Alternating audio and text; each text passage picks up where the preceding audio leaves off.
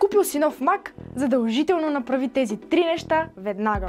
Първо, плъзни с 4 пръста по тракпада и цъкни на плюса горе вдясно, за да добавиш допълнителни и виртуални екрани, чрез които ще можеш да работиш с повече програми, без да претрупваш десктопа си. За да преминеш на различен екран, просто плъзнеш 4 пръста наляво или надясно на тракпада. Второ, влез в настройките на Mac си, като цъкнеш на Mac иконата горе вляво. След това System Preference и Accessibility. Намери Pointer Control, след това отвори Trackpad Options и на Enable Dragging избери 3 Finger Drag. Това ти позволява да местиш по-лесно всеки екран, като просто движиш 3 си пръста по тракпада. И последен трети трик. Върни се в настройките и отвори Dock and Menu Bar. Намери бутона Automatically Hide and Show the Dock и го маркирай, ако искаш автоматично да ти се скрива и появява дока.